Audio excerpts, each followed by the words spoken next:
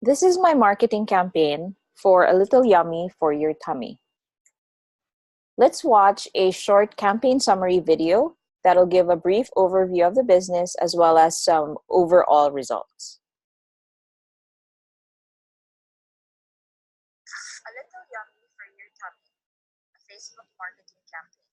My sister Chin formally put up her business in 2014. A Facebook page was created in order to promote it. Looking at the 5 E's and mapping the customer path, I realized that the business needed to increase in appeal. There are so many competitors in her industry, it's quite challenging to stand out. The unique thing about her business is that once customers place an order, majority of the time they end up being repeat customers and become advocates. So that's great. The challenge really is how to become top of mind of a customer. A little yummy for your tummy has no physical store. Chin lives in Antipolo and bakes her cakes there. She engages with customers through digital channels like mobile and social media. I had two objectives in mind when I created the marketing campaign. First is to widen her reach as well as her network, and second is to increase her brand awareness by increasing.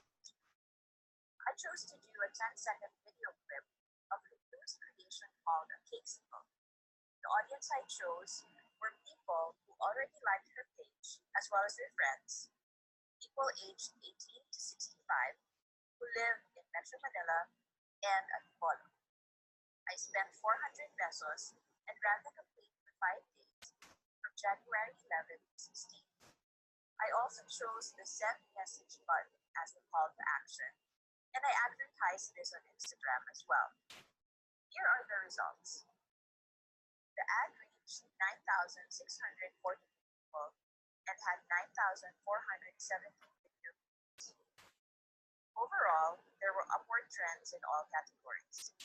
Post reach improved by a whopping 8,200%. Post engagement increased by 769%, and new page likes went up by 550%. Based on these numbers, I would say that my objective was achieved. I learned that it's fairly easy to create a marketing campaign. I actually did it just on my mobile phone. The recipe for success is simple: be smart, be practical, be engaged, and most of all, be digital. All right, so that was the summary video. And the next slide actually shows the video ad that I posted on Instagram and on Facebook. And we can watch it very quickly up close because the earlier one wasn't so zoomed in. I defined what a cakesicle was because it's pretty new and people probably didn't know what it was. And then I also chose to put the send message button at the bottom because that's what I wanted people to do. I wanted people to click on it and inquire about the product. And later on, I'll share with you how that turned out. So again, high-level results that was shared earlier in the summary video. 9,642 people reached, 9,470 video views. And the cost per video view was 4 centavos. Very, very cheap. I could not believe how cheap it was. And yet getting all of these people engaged and watching the video. If you look at the graph, this is a day-to-day graph, and January 15 and 16 actually has the highest number of video views for the day, and that's about 2,000 views per day. Interestingly enough, 51.2% of the viewers were actually men, and these men were between the age range of 25 to 34 years old. In terms of location, 82.4% of the viewers were from Metro Manila, and then everybody else was from Calabarzon, which is where Antipolo is a part of. This actually just gave me a little more insight into maybe folks in Calabarzon don't have as much access probably. But I thought it was also interesting that there was such a big gap between locations. I talked about the send message button earlier, and this is an example of messages that came through to Messenger via the ad. And you'll be able to know that because of the ad ID purple button at the bottom. That's an indication that this particular customer clicked on that button and then got to the Messenger page of a little yummy for your tummy. And we got a lot. It was very surprising. And my Chin was actually panicking because she wasn't used to so many people asking questions. And I thought that was really, really great. This is an overall view, and you saw this earlier as well. Let me just reiterate the improvements. For post reach, it improved by 8,200%. For post engagement, it improved by 769%. And we got 13 new page likes. I know that doesn't seem like a lot, but it is a 550% improvement from where it was previously. This is the actual Facebook page, and I also included the link to her Facebook page in the PowerPoint for your reference in the future. Now, I would like to talk about two digital marketing theories that I felt very strongly, this business could relate to.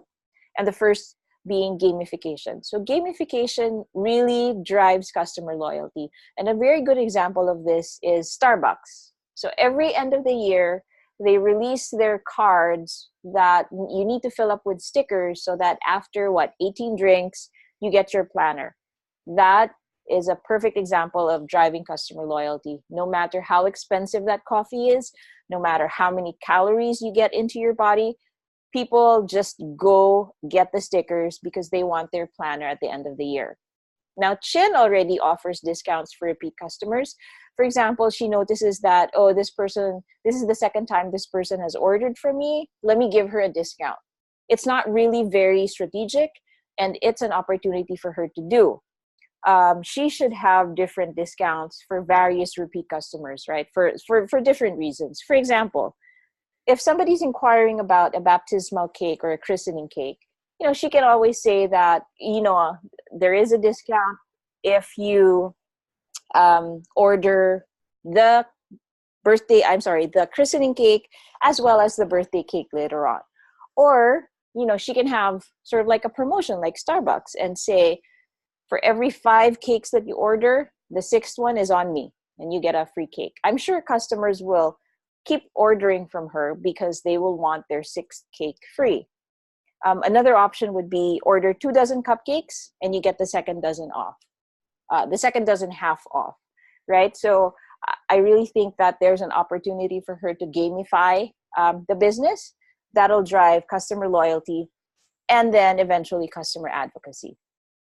The second theory that I wanted to talk about was funnel archetype. And this industry that she's in is actually a funnel. Why? The purchase is well planned. Customers are highly involved in the purchase decision. You have no idea how detailed a mom can get when ordering a cake. Like, they ask so many questions. They are fully involved in the purchase decision. And each customer goes through each stage from purchase to advocacy. And this is very true. A customer will only advocate your cake, your cake business, if they've experienced the cake themselves, right? I'm not going to go out, shout to the world, try this business, their cakes are awesome, if I haven't tried it myself. So this is very true for this particular industry. Now, the risk is if there's a diminishing quality of service over time, people and customers may consider other brands. What Chin needs to do is increase commitment, increase affinity, and she needs to focus on incremental improvements and customer experience innovations. So in the last 4 years, from when she first started the business, she's already made significant improvements. I'll give you an example. Payment method in the past was only cash because she didn't think otherwise. Now she accepts bank transfers, which we all know are very convenient, and she even does it either BDO or BPI. and that gives her customers more options. Also, in the past, she never used to deliver cakes because, again, she lives in Antipolo, it's very far. She would ask her customers to pick up the orders from the house. Since then, she's realized if she wants to expand her market outside of Antipolo, outside of Rizal, then she needs to start delivering cakes. She's actually um, gotten the service of Grab numerous times so that her cake can be delivered. Her customers are very happy, and all in all, it's a better experience. So as long as Chin continues to innovate and try to think of ways to make things easier for the customers, I'm sure the business is going to be fine. Now, let's talk about advocacy for a second. So I mentioned during the summary video that a lot of her customers are repeat customers. I'm also actually proud to say that she also has very strong advocates for her business. So I lifted this off of her page. This was just last month. Somebody ordered a cake from her, was very delighted with the service, went ahead and made a recommendation. Nobody asked her to do that, right? We did not proactively go to her and say, hey, can you post? This was something she did on her own. And it's a classic example of being an advocate for the business. Now, I want to go through a few learnings that I've had. First is be patient when posting the ad. And this is very funny to me because I did say that I spent 400 pesos on the ad. When I first posted the ad, I got an error message. It said, we are unable to post your ad, yada, yada.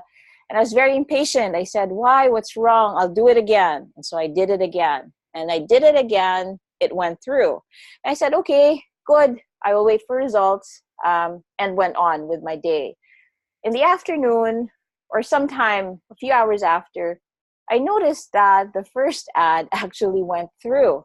So I had 2 ads running. I was charged twice, and it didn't make me feel good. So my advice is, this is technology. As V Coach would always say, these are the challenges when we deal with technology. It happened to me. I was a victim.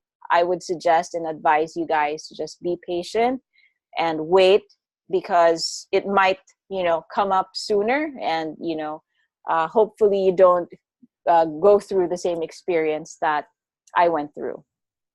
Second learning, it's very important to select the target audience.